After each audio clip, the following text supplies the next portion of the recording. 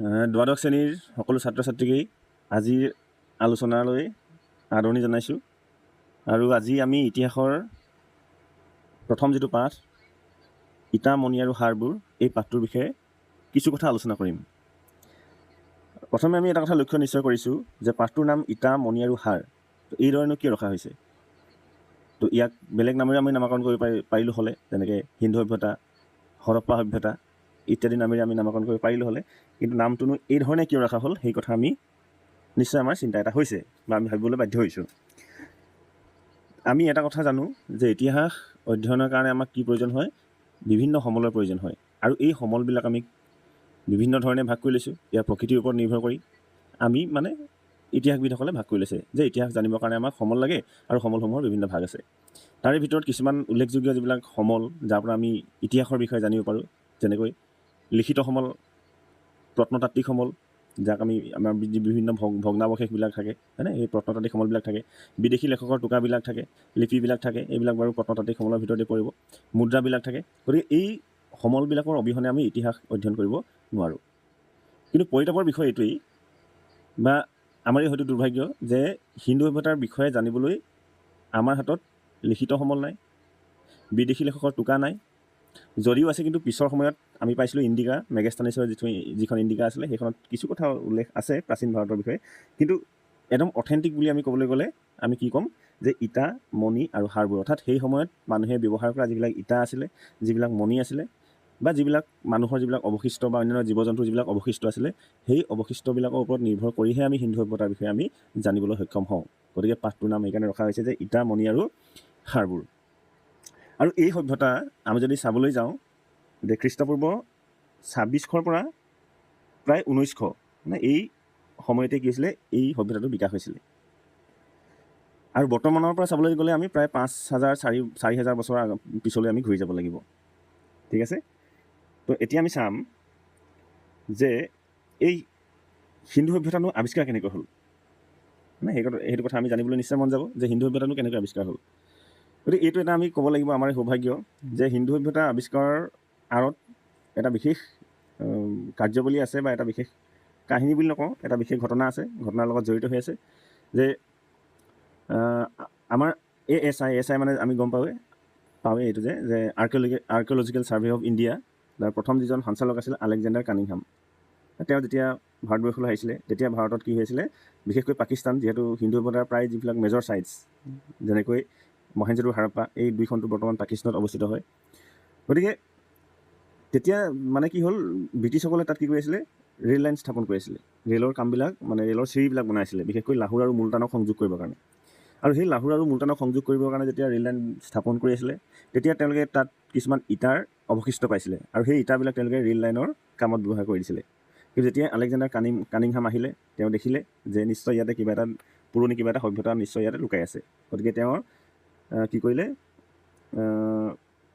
সেই কথাটো তেওঁ অনুভৱ কৰিছিলে। তাৰপিছত 1921 চনত ছাৰ জন মাৰ্শ্বাল নামৰ এজন ব্ৰিটিছ বিষয়া, তেওঁ কি কৰিলে? তেওঁ নিৰ্দেশ দিলে, কাক দিলে? যে এজন ভাৰতীয় দয়াৰাম চাহনী, তেওঁ পাঞ্জাৱৰ মণ্টেগমাৰী জিলাৰ ৰাবি নদীৰ পাৰত অৱস্থিত হাৰাপ্পাত মানে খনন কাৰ্য চলালে, আৰু এটা সভ্যতা থকাৰ কথা তেওঁলোকে কি কৰিছিলে? জানিবলৈ সক্ষম হৈছিলে। গতিকে এই ধৰণে কি হৈছিলে? আমাৰ হাৰাপ্পা সভ্যতাৰ আৱিষ্কাৰ হৈছিলে বুলি আমি জানো, আমি পাইছোঁ। তো এই যিটো সভ্যতা আছিলে, এই সভ্যতাটো প্ৰাচীন ভাৰতীয় উপমহাদেশ বুলি কওঁতে আমি গম পাইছোঁ যে ভাৰতবৰ্ষৰ এটা সময়ত ইয়াৰ বিশাল আকাৰৰ কাৰণে কি বুলি কোৱা হৈছিলে? উপমহাদেশ বুলি কোৱা হৈছিলে। উত্তৰ পশ্চিম প্ৰান্তত খ্ৰীষ্টপূৰ্ব প্ৰায় 2600 পৰা আৰম্ভ কৰি 1900 চনৰ ভিতৰত হিন্দু আৰু সৰস্বতী, বিশেষকৈ এই দুইখন নদীৰ পাৰত থকাৰ কাৰণে ইয়াক সিন্ধু সৰস্বতী সভ্যতা বুলিও কোৱা হয়। সিন্ধু আৰু সৰস্বতী নদীৰ উপত্যকাত গঢ় লৈ উঠা এক অনন্য আৰু উন্নত সভ্যতা হৈছে হিন্দু সভ্যতা। ইয়াক উন্নত সভ্যতা বুলি কোৱা হয়। কিয় উন্নত বুলি কোৱা হয়, আমি সেই কথাখিনি পিছত আলোচনা কৰিম। তো 1921 চনত প্ৰখ্যাত পুৰাতত্ত্ববিদ দয়াৰাম চাহনীৰ দ্বাৰা প্ৰথমে হাৰাপ্পা নগৰখন আৱিষ্কাৰ হোৱাৰ বাবে ইয়াক হৰপ্পা সভ্যতা বুলিও কোৱা হয়। পৰীক্ষাত এইটো আহে, বা এইটো কথা আমি জনাটো দৰকাৰ যে হিন্দু সভ্যতাক হৰপ্পা সভ্যতা বুলি কিয় কোৱা হয়। তো কিয় কোৱা হয় আমি গম পালোঁ যে সেই সভ্যতাটোৰ ভিতৰে এখন ঠাই, এটা ছাইট, যাৰ নাম হৈছে হৰপ্পা, আৰু সেই হৰপ্পাখনেই হৈছে প্ৰথম আৱিষ্কাৰ হোৱা ঠাই। আৰু প্ৰথম আৱিষ্কাৰ হোৱাৰ কাৰণে এই সভ্যতাটো কেতিয়াবা আমি কি বুলি কওঁ? হৰপ্পা সভ্যতা বুলিও কওঁ। এই সভ্যতা মূলতঃ ইয়াৰ বৈজ্ঞানিক নগৰ পৰিকল্পনা, যথেষ্ট কি আছিলে? পৰিকল্পিত আছিলে। কেনেকুৱা পৰিকল্পিত আছিলে আমি সেইখিনিও গম পাম। উন্নত পানী নিষ্কাশন, মানে ঘৰৰ ভিতৰৰ পৰা পানী যোৱা, নগৰবিলাকৰ বাহিৰলৈ পানী যোৱা, হয় নাই, যোৱা ব্যৱস্থাটো খুব উন্নত আছিলে। সেইকাৰণে উন্নত পানী নিষ্কাশন ব্যৱস্থা আৰু চহকী কাৰিকৰী শিল্পৰ বাবে বিশ্ববিখ্যাত আছিলে। কাৰিকৰী শিল্পৰ কাৰণে মানে সেইটো সময়ত আমি জানো যে মানুহে ঘৰ বনাবৰ কাৰণে পোৰা ইটা ব্যৱহাৰ কৰিছিলে, নলা নৰ্দমাবিলাক খুব পৰিপাটি আছিলে, সুশৃংখল আছিলে, ঢাকনি দিয়া নলা ব্যৱহাৰ তেওঁলোকে জানিছিলে। ঠিক আছে, এতিয়া আমি চাম ভৌগোলিক ব্যাপ্তি, অৰ্থাৎ কিমান দূৰ জুৰি এই সভ্যতাটো বিকাশ হৈছিলে বা কোনকেইখন ঠাই এই সভ্যতাটোৱে সামৰি লৈছিলে। তো ভৌগোলিক ব্যাপ্তিৰ বিষয়ে আমি চাবলৈ গ'লে বৰ্তমান পাকিস্তান, আমি এইটো কথা গম পাওঁ। বিশেষকৈ আমি যিটো মেজৰ ছাইটছ যেনেকৈ মহেঞ্জোদাৰো, হাৰাপ্পা, এই দুইখনটো পাকিস্তানতে অৱস্থিত। তো ভাৰতৰ পাঞ্জাৱ, হাৰিয়ানা, ৰাজস্থান, গুজৰাট আৰু আফগানিস্তান একাংশ জুৰি এই সভ্যতা বিস্তৃত হৈ আছিলে। আৰু আফগানিস্তানৰ এখন ঠাই যিখন তোমালোকৰ হয়তো কিতাপত নাপাব পাৰা, সেই ঠাইখন হৈছিলে চতুৰঘাই। আফগানিস্তানৰ একমাত্ৰ যিখন হিন্দু সভ্যতাৰ ঠাই, সেইখন আফগানিস্তানত থকা মানে ঠাই, সেইখন হৈছে চতুৰঘাই। ঠিক আছে, তো আফগানিস্তানৰ একাংশ জুৰি এই সভ্যতাটো কি আছিলে, বিস্তৃত হৈ আছিলে। আৰু পুৰাতাত্ত্বিক গুৰুত্ব কি আছে ইয়াৰ, যে হাৰাপ্পা প্ৰথম চিনাক্ত হোৱা স্থান হোৱাৰ বাবে সমগ্ৰ, আমি এইটো ক'লোৱেই যে সমগ্ৰ সমজাতীয় পুৰাতাত্ত্বিক সংস্কৃতিটোক হৰপ্পা সংস্কৃতি বুলি কোৱা হয়। হৰপ্পা সংস্কৃতি বুলি কিয় কোৱা হয়? আমি সংস্কৃতি মানে জানো যে সংস্কৃতি মানে হৈছে কিছুমান নীতি নিয়মৰ সমষ্টি, একেধৰণৰ নীতি নিয়মৰ সমষ্টি, এখন সমাজত প্ৰচলিত যিবিলাক আমাৰ এখন সমাজত প্ৰচলিত যিবিলাক নীতি নিয়ম, সেই সকলোবিলাকক আমি একেলগতে কি বুলি কওঁ, সংস্কৃতি বুলি কওঁ। আমাৰ কাৰুকাৰ্যবিলাক, আমাৰ পিন্ধন উৰণবিলাক, আমাৰ খাদ্যাভ্যাস, আমি সকলোকে সংস্কৃতি বুলি কওঁ। আৰু হৰপ্পা সংস্কৃতি এইকাৰণে কোৱা হৈছে যে হৰপ্পা নামৰ ঠাইখনত যিবিলাক বস্তু পোৱা গৈছে, যিবিলাক সামগ্ৰী পোৱা গৈছে, তেওঁলোকৰ যিবিলাক জীৱন ধাৰণৰ যিবিলাক কৌশল আছিলে, সেই সকলোবিলাকক মিলাই পেলাই কি বুলি কোৱা হয়, তাক হৰপ্পা সংস্কৃতি বুলি কোৱা হয়। এতিয়া আমি আলোচনা কৰিম যে বৈজ্ঞানিক নগৰ পৰিকল্পনা আৰু স্থাপত্য শৈলী। আমি অলপ আগত পাইছিলোঁ এই কথাটো, যে সিন্ধু বা হৰপ্পা সভ্যতা আছিল প্ৰাচীন বিশ্বৰ প্ৰথমটো সুপৰিকল্পিত, প্ৰথমটো বুলি ক'লে ভুল নহ'ব, যে সুপৰিকল্পিত, এটা একদম ধুনীয়াকৈ পৰিকল্পনা কৰি পেলাই সৃষ্টি কৰা এখন আধুনিক নগৰীয়া সভ্যতা। এটা আধুনিক নগৰীয়া সভ্যতা বুলি ক'লেও মানে কিয় ভুল কৰা নহ'ব, আমি এই কথাখিনি অনুভৱ কৰিম যেতিয়া আমি ইয়াৰ বিষয়ে আলোচনা কৰিম। যে সমসাময়িক মানে সেই সময়ৰ মেচ'পটেমিয়া বা মিছৰীয় সভ্যতাৰ তুলনাত এই সভ্যতাৰ নগৰ নিৰ্মাণ শৈলী আছিল অত্যন্ত বৈজ্ঞানিক। অৰ্থাৎ এই দুখন নগৰতকৈ আমাৰ যিটো হিন্দু সভ্যতা, সেই হিন্দু সভ্যতাটো কি আছিলে, যথেষ্ট উন্নত আছিলে বুলি কোৱা হয়। বিশেষকৈ পোৰা ইটা ব্যৱহাৰ কৰিছিলে ইয়াতে, পোৰা ইটা ব্যৱহাৰ কৰিছিলে। গ্ৰীড আৰ্হি ৰাস্তাবিলাক এই ধৰণে ক্ৰছ কৰিছিলে, আমি পাইছোঁ নিশ্চয় যে গ্ৰীড আৰ্হি ৰাস্তা। ঘৰ নিৰ্মাণ যিবিলাক প্ৰণালী আছিলে, ইটাৰ গাঁথনিৰে সৈতে মানে কেইবাটাও মহল তেওঁলোকে নিৰ্মাণ কৰিছিলে। আৰু ঢাকনিযুক্ত নলা নৰ্দমাবিলাক কেনেকুৱা আছিলে, ঢাকনিযুক্ত, যাতে সময়ে সময়ে নলাবিলাক চফা কৰি থাকিব পাৰে, মানে সেইধৰণে কি কৰিছিল তেওঁলোকে। বৰ্তমান আমি যেনেদৰে নগৰ চহৰলৈ ওলাই গ'লে আমি সেই নলাবিলাক দেখোঁ, মানে এই নলাবিলাকত যেনেকৈ ঢাকনি থাকে, সেই সময়ত তেওঁলোকে কি কৰিছিলে, ঢাকনি ব্যৱহাৰ কৰিছিলে। আৰু এই ব্যৱস্থাটো কি আছিলে, হাৰপ্পাবাসীৰ মানে হৰপ্পাত বসবাস কৰা মানুহবিলাকক উন্নত নাগৰিক চেতনা, তেওঁলোক যে উন্নত আছিলে, তেওঁলোকৰ চেতনা যে উন্নত আছিলে, সেই কথাটো স্পষ্টভাৱে কি কৰে আমি দেখিবলৈ পাওঁ, প্ৰমাণ দিয়ে। ইয়াৰ পিছত আমি চাম গ্ৰীড ব্যৱস্থা আৰু পকী নলা। ৰাস্তাবোৰ সমকোণত, অৰ্থাৎ 90 ডিগ্ৰী এই ধৰণে ক্ৰছ কৰিছিলে, ইটোৱে ইটোক পৰস্পৰক কাটিছিল। আৰু প্ৰতিটো ঘৰৰ নলা মূল ৰাজহুৱা নলাৰ সৈতে শৃংখলিতভাৱে সংলগ্ন আছিলে। অৰ্থাৎ যিবিলাক নলা ৰাস্তাৰ কাষেৰে যোৱা যিবিলাক নলা আছিলে, সেই নলাবিলাকৰ লগত ঘৰৰ পৰা যিবিলাক নলা গৈছিলে, সেই নলাবিলাক সংযোগ হৈছিলে। আৰু ঘৰৰ পৰা যিবিলাক পেলনীয়া বা বৰ্জনীয় যিবিলাক পানী আছিলে, পদাৰ্থবিলাক আছিলে, সেইবিলাক কি আছিলে, সেই নলাৰেই বাহিৰলৈ ওলাই গৈছিলে, চহৰৰ পৰা বাহিৰলৈ ওলাই গৈছিলে। তাৰপিছত আমি চাম দুৰ্গ আৰু নিম্ন নগৰ। দুখন নগৰ আমি পাওঁ, এখন উচ্চ এখন নিম্ন। নগৰসমূহ বিশেষকৈ দুটা ভাগত আছিলে, এখন উচ্চ দুৰ্গ অঞ্চল, এইবিলাক কি কামত ব্যৱহাৰ কৰিছিলে, প্ৰশাসনীয় কামত বা ধৰ্মীয় কামত এইবিলাক ব্যৱহাৰ কৰিছিলে। আৰু এখন নিম্ন নগৰ, সাধাৰণ জনবসতিৰ কাৰণে, সাধাৰণ মানুহে বসবাস কৰিবৰ কাৰণে এখন নগৰ আছিলে। এই ধৰণে কি আছিলে, দুটা নগৰ পৰিকল্পনা আমি দেখিবলৈ পাওঁ, দুই ধৰণৰ। কাৰিকৰী শিল্প কেনেকুৱা আছিলে, তেওঁলোকৰ কাৰুকাৰ্যবিলাক কেনেকুৱা আছিলে, কি কাম কৰিছিলে তেওঁলোকে। ব্ৰঞ্জ যুগৰ এক সমৃদ্ধ অৰ্থনীতিৰ আধাৰত গঢ় লৈ উঠা হাৰপ্পা সভ্যতা কেৱল কৃষিতে নহয়, হস্তশিল্প, আন্তঃৰাষ্ট্ৰীয় বাণিজ্য ব্যৱসায় বাণিজ্যৰ ক্ষেত্ৰতো কি হৈছিলে, আমি দেখিবলৈ পাওঁ যে মেচ'পটেমিয়াৰ কিছুমান সামগ্ৰী হৰপ্পাত উদ্ধাৰ হৈছে, বা হৰপ্পাৰ কিছুমান সামগ্ৰী মেচ'পটেমিয়াত উদ্ধাৰ হৈছে। তাৰমানে আমি এইটোৱে বুজিম যে হাৰপ্পা আৰু মহেঞ্জোদাৰোৰ মাজত কি আছিলে, ব্যৱসায়িক সম্পৰ্ক নিশ্চয় থাকিব লাগিব। চানহুদ আৰু লোথাল এইখিনি ভাৰতবৰ্ষৰ ঠাই হয়, যিবিলাক হিন্দু সভ্যতাৰ ভিতৰতে পৰে।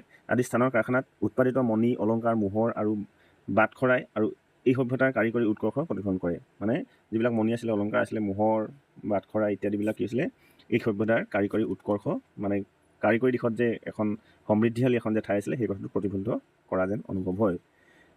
ঠিক একেধৰণে লোথালৰ বন্দৰৰ জৰিয়তে, লোথাল কি আছিলে, এটা বন্দৰৰ জৰিয়তে বন্দৰ মানে আমি গম পাইছোঁ নহয়, জাহাজ য'ত ৰখোৱা মেলা ঠাই, জৰিয়তে মেচ'পটেমিয়া, যাক মেলুহা বুলি কোৱা হয় আদি সুদূৰ দেশৰ সৈতে গঢ়ি উঠা জল আৰু স্থল বাণিজ্যই ইয়াক এক গতিশীল অৰ্থনৈতিক কেন্দ্ৰ হিচাপে গঢ়ি তুলিছিলে। অৰ্থাৎ ব্যৱসায়িক দিশৰ পৰা কি আছিলে, হাৰপ্পা সভ্যতাৰ গুৰুত্ব যথেষ্ট আছিলে। আৰু অন্যান্য যিবিলাক সমকালীন বা সেই সময়ৰ যিবিলাক সমসাময়িক যিবিলাক সভ্যতা আছিলে, সেইবিলাক সভ্যতাৰ লগত কি আছিলে, ব্যৱসায়িক বাণিজ্য আছিলে।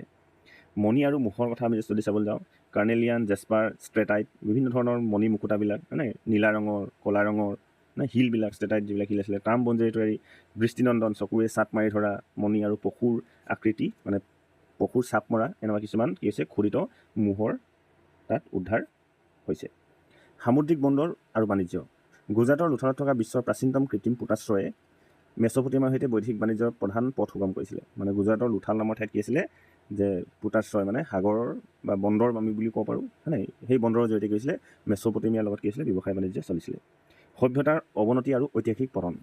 এই সভ্যতাটো যদি ইমান এটা উন্নত সভ্যতা আছিলে, কিন্তু এই সভ্যতাটো কি হৈছিলে, এটা সময়ত পতন হৈছিলে। আৰু এই পতন কিয় হৈছিলে বুলি ক'বলৈ যাওঁতে বিভিন্ন প্ৰশ্নৰ সন্মুখীন হ'ব লগা হয়। আৰু বহুজনে বা বহু ঐতিহাসিকে বেলেগ বেলেগ ধৰণে তেওঁলোকৰ মন্তব্য আগবঢ়াইছে যে এই সভ্যতাটোনো কিয় মানে কি হ'ল, ধ্বংসৰ মুখলৈ গতি কৰিলে। তো তাৰে কিছুমান আমি ইয়াতে চাম যে প্ৰায় 7 শতিকা জুৰি শীৰ্ষস্থানত থকাৰ পাছত আনুমানিক খ্ৰীষ্টপূৰ্ব 1900ৰ পৰা একালৰ সমৃদ্ধিশালী মানে হাৰপ্পা সভ্যতাৰ ক্ৰমশ মানে হৈছে লাহে লাহে অৱনতি হ'বলৈ ধৰিলে। নগৰসমূহৰ হঠাৎ পতন হ'ল আৰু মানুহৰ প্ৰব্ৰজনৰ অন্তৰালত কোনো এটা নিৰ্দিষ্ট কাৰণ আছিল। মানে এটা বিশেষ কাৰণেই যে হিন্দু সভ্যতা নষ্ট হৈছিলে বা ধ্বংস হৈছিলে আমি ক'ব নোৱাৰোঁ। বৰঞ্চ জলবায়ু পৰিৱৰ্তন, কোনোবাই কয় জলবায়ু পৰিৱৰ্তন হ'ল, কোনোবাই কয় নদীৰ গতিপথ সলনি হৈ গ'ল, কোনোবাই কয় ভয়ংকৰ বানপানী হৈ গ'ল, কোনোবাই আকৌ কয় প্ৰশাসনিক মানে ৰজাই যি ধৰণে শাসন কৰি আছিলে আগতে, সেই শাসন ব্যৱস্থাটো লাহে লাহে কি হ'ল, দুৰ্বল হৈ গৈছিলে আৰু হিন্দু সভ্যতা পতন হৈছিলে। এই ধৰণে বহুতে ক'বলৈ বিচাৰে। আৰু পাৰিপাৰ্শ্বিক তথা সামাজিক কাৰকে মানে বিভিন্ন ধৰণৰ কাৰক আৰু এইবিলাক পাৰিপাৰ্শ্বিক মানে পৰিৱেশ সম্বন্ধীয় যিবিলাক কাৰক হ'ব পাৰে, সামাজিক কাৰক হ'ব পাৰে, এইবিলাক কি কৈছে আমাৰ হিন্দু সভ্যতা পতন হৈছিলে বুলি ক'বলৈ বিচাৰে। তো পাৰিপাৰ্শ্বিক বুলি কওঁতে ইয়াতে এটা আছে যে নদীৰ গতি সলনি বা শুকাই যোৱা, বনাঞ্চল ধ্বংস আৰু ব্যাপক খৰাং পৰিস্থিতি হোৱাটো কি হৈছে পাৰিপাৰ্শ্বিক কাৰণ বা হিন্দু সভ্যতাৰ পতনৰ এটা কাৰণ বুলি ক'ব খোজে। নগৰীয়া সংস্কৃতিৰ বিলুপ্তি। তো কেন্দ্ৰীয় প্ৰশাসন ভাগি পৰাৰ ফলত, অৰ্থাৎ কেন্দ্ৰীয় প্ৰশাসন মানে এজন ৰজা বা এটা কেন্দ্ৰৰ পৰা যেতিয়া শাসন চলি থাকিব তাক আমি কেন্দ্ৰীয় শাসন বুলি কওঁ। আৰু কেন্দ্ৰীয় শাসনটো যেতিয়া দুৰ্বল হৈ যায় আমি জানো যে এখন ৰাজ্য কি হয়, পতনৰ দিশে আগবাঢ়ে। আৰু কেন্দ্ৰীয় শাসন ভাগি পৰাৰ পাছত মানুহে পূব আৰু দক্ষিণ দিশৰ গ্ৰাম্য অঞ্চললৈ গৈছিলে প্ৰব্ৰজন কৰিছিলে। যেতিয়া প্ৰশাসনটো ঢিলা হৈ গ'ল তেতিয়া গৈছিলে মানুহবিলাকে কি হৈছিলে, দক্ষিণ দিশৰ বা পূব দিশত থকা যিবিলাক গ্ৰাম্য অঞ্চল, গাঁৱলীয়া অঞ্চলবিলাকলৈ কি হৈছিলে, প্ৰব্ৰজন মানে গুচি গৈছিলে। হৰপ্পা সভ্যতাৰ প্ৰধান যিবিলাক স্থান আছিলে সেই স্থানবিলাক যদি আমি চাবলৈ যাওঁ, ইয়াতে আছে, আমি চাম যে হৰপ্পা বৰ্তমান কৈছে পাকিস্তানত আছে। এইখন প্ৰথম আৱিষ্কৃত নগৰ আছিলে, শস্যভল আছে আৰু মৃতদেহ সৎকাৰৰ স্থান তাতো আছে। ঠিক আছে। মহেঞ্জোদাৰো শব্দৰ অৰ্থই আছিলে কি, মৃতকৰ সমাধিস্থল। আমি এইটো পাম যে মহেঞ্জোদাৰো। হিন্দু প্ৰদেশ পাকিস্তানত আছে, বিশাল স্নানাগাৰ আছে ইয়াত, মানে বৃহৎ শস্যৰ ভঁৰাল আছে, নৃত্যৰ এটা মূৰ্তি আছিলে, আৰু এইটো বৃহৎ মৃতকৰ কি আছিলে, সৎকাৰ স্থান বুলি আমি ক'ব পাৰোঁ। তাৰপিছত হৈছে চানহুদাৰো ভাৰতবৰ্ষত অৱস্থিত, পাকিস্তানৰ এখন ঠাই হয়, হিন্দু প্ৰদেশ। মণি নিৰ্মাণ কাৰখানা আছিলে, চিল মোহা আৰু প্ৰসাধন সামগ্ৰী ইয়াত বিশেষভাৱে উল্লেখযোগ্য। প্ৰসাধন মানে আমাৰ সৌন্দৰ্যৰ চৰ্চাৰ কাৰণে আমি যিবিলাক ব্যৱহাৰ কৰোঁ সাধাৰণতে, হয়নে, বা কাৰখানা, মণিবিলাক য'ত তেওঁলোকে বনাইছিলে, চিলমোহৰবিলাক য'ত বনাইছিলে, এনেকুৱা কাৰখানা আছিলে। লোথাল ভাৰতবৰ্ষত থকা এখন ঠাই হয়। পকী ইটাৰ কৃত্ৰিম বন্দৰ আছে, পকা ইটা মানে পুৰা ইটাৰে তেওঁলোকে বন্দৰবিলাক বনাইছিলে, পোতাশ্ৰয় বা বন্দৰ। আৰু বৈদেশিক বাণিজ্যৰ ক্ষেত্ৰত কি আছিলে, এখন আগবঢ়া আছিলে। ঠিক তেনেদৰে কালিবাংগান আৰু ধোলাভিৰা এইটো গুজৰাটতে আছে। কৃষি পথাৰৰ চিহ্ন আছে, তাত মানুহে যে কৃষি কৰিছিলে তাৰ চিহ্ন কিছুমান আমি দেখিবলৈ পাওঁ। উন্নত জল সংৰক্ষণৰ ব্যৱস্থা আমি তাত দেখিবলৈ পাওঁ, মানে আৰু